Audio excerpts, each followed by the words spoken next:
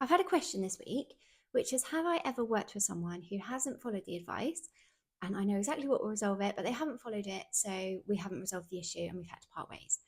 And I would say, yes, this happens quite frequently because people reach out for help, but they don't necessarily know what they will then have to do to resolve it.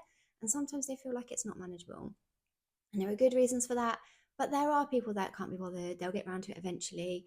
Or they're just like, no, no, like I don't want to change my house in the way that you're suggesting. Like I don't want to put those things in place. And that is really hard. That's really difficult. But I feel personally that it's my job to tell them what will be helpful. And I hope that I do that quite well. Like that's my aim. And to understand that cat, to understand what that cat needs, and then communicate that to the owner. But from there, it's not my place to force them to do that or to judge them for not doing that. And it's upsetting because you know the cat's well-being will be better for it. And that's what I'm advocating for. But also, I can't take on the responsibility of everybody's cats. Like I'm not responsible for that. Because if I take that on, then I'll burn out. I'll literally burn out because there are so many cats that need help and I can only do so much. And once I've given them the information and we've talked it through, and hopefully there's been conversation of like, I don't want to put that in place. Okay, but have you tried this? What about if we do it as an experiment? What if we do it as a trial period? And those sorts of conversations will hopefully get them to the point where they are happy to put it in place. But if it's someone that won't engage, if it's someone that doesn't reply to emails or doesn't check in and doesn't have that conversation, then that is really difficult. It's definitely a really hard part of the job. And I've had sleepless nights thinking about that cat or whatever happened to that cat. And it's just really upsetting. There's also cats that I don't know how to help. Like we've tried everything, we've tried this and the other. And if that hasn't worked, okay, we'll try something else. And we feel like we've literally tried absolutely everything to help that cat and nothing's worked. And that's upsetting as well because all of us are working together to try to improve this cat's well-being. So for these cats, we'll still do things like I would at this point, if we've tried everything, regardless of the issue, like peeing, aggression, spraying, anything. If nothing's worked behaviourally, then I will refer them back to the vet because I do think that there's always unexplored avenues, and especially peeing cases, then on like over grooming, these sorts of things, they often do. There could be a medical cause underlying. So some more investigation that side. And again, that's up to the owner if they want to take that up.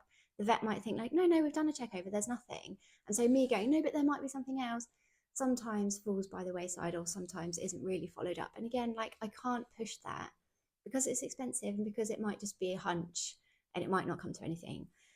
So that's difficult. And I do find that if we come to the point where it would be best for the cats to be rehomed, in that the cat is just not coping here, they're peeing everywhere, they're fighting with the other cats, they're not okay, and we haven't been able to resolve it, then rehoming I often see as a good outcome. Like if that cat's moved to another environment and all the issues resolve, and they're suddenly like, whew, thank God I'm out of that. That was super stressful. And now I'm in like a really calm home where I've got everything I need. There's no other cats around, nothing scary. That's a good outcome for that cat, although it's really upsetting for the person and the other people living in the household and maybe the other cats there. And it is challenging. Even more challenging is people that won't rehome. Like, I do respect people that won't rehome because I wouldn't just be like I never go in and be like, God, this cat needs to be rehomed. Just do that on a whim. It's always last, like when we've tried everything and it's the last thing. So if we have done that and if the cat clearly isn't happy, then it is difficult for people when they just flat out refuse to rehome, because I know that you wouldn't just give up your children, you wouldn't just pass the problem on to somebody else. But sometimes it means that cats can stay in stressful environments for a long time, forever, really, when actually it would be in their best interest to be somewhere less stressful. So that is challenging. And even more challenging than that is cats that can't really be rehomed for whatever reason. Like, for example, like hybrid cats, the savannas, the high maintenance, really territorial cats are hard to find a suitable home for.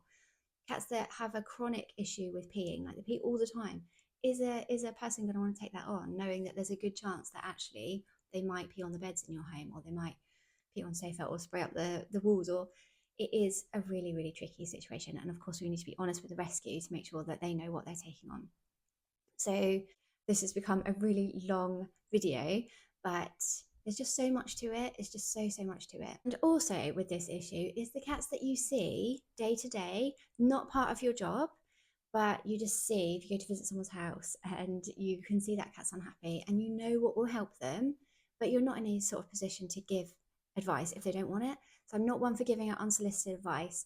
Excuse me, did you know that your cat's super unhappy? And did you know that if you just did this, this, and this, they'd be much more happier? I don't think, well, in my experience, no one takes well to that. So if people ask me, then I'm happy to give the advice, but I'm not one for going out giving it unsolicited. So that's hard as well, because you come out there thinking, oh, that poor little cat, that's having a really, that cat's having a really difficult time, and it's going straight over the owner's head.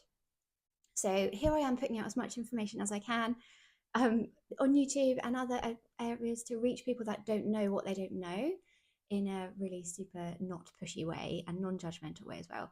So hopefully that's helping as many cats as I can. I think that's really the only thing you can do, is you can't take on the responsibility for everybody else's cat if they won't follow the advice you give, because you'll burn out and you won't see any improvement, because you can't make them do what you're suggesting, and it is their prerogative to follow the advice or not.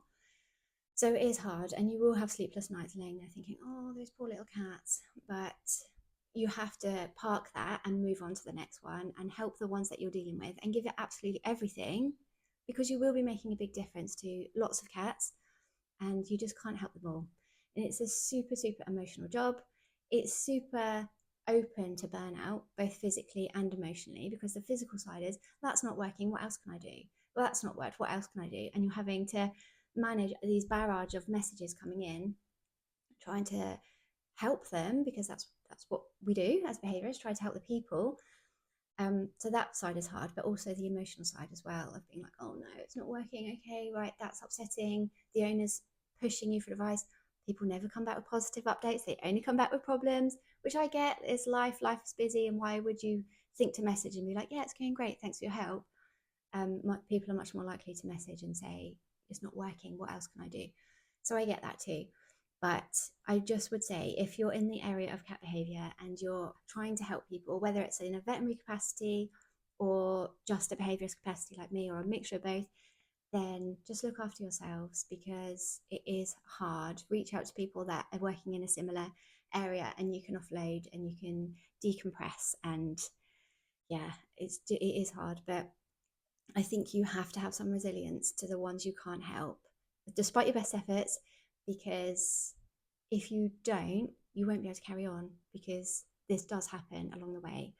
So try to park it where you can, do your best for every cat that you're working with, and you absolutely will be making a difference. So keep at it. Anyway, that was a heavy one for today, wasn't it? I hope you guys are all well. I hope you're keeping well. It's been half term this week, so I'm behind with everything. I've got so many emails, and this video is just off the cuff this morning. So there we have it. Anyway, I will see you next week for another video. Let me know if you have any questions you want me to chat through, and I hope your cats are all good, and I'll see you soon. Take care.